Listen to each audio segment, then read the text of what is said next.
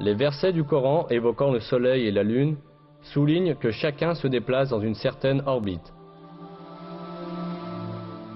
C'est lui qui a créé la nuit et le jour, le soleil et la lune.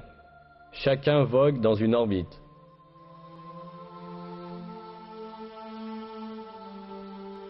Un autre verset mentionne également que le soleil n'est pas statique, mais se déplace dans une certaine orbite.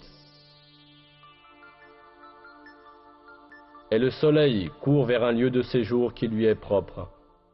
Telle est la détermination du Tout-Puissant, de l'Omniscient.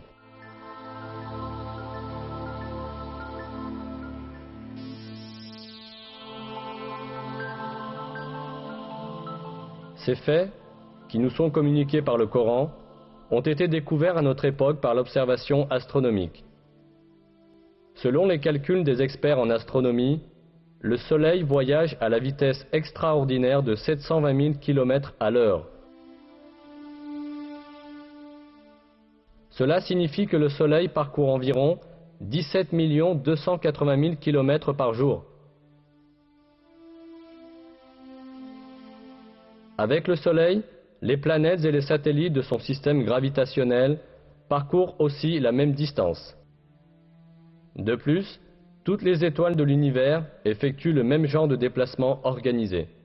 Le fait que l'univers tout entier est plein de chemins et d'orbites de ce genre est exprimé dans le Coran en ces termes. Par le ciel aux voies parfaitement tracées.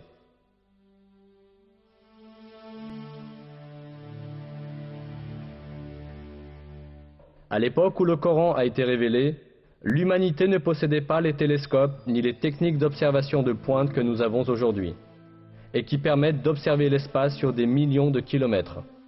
Elle n'avait pas non plus la connaissance moderne de la physique ou de l'astronomie. C'est pourquoi, à l'époque, il était impossible de déterminer scientifiquement que l'espace est plein de voies parfaitement tracées, comme l'affirme le verset.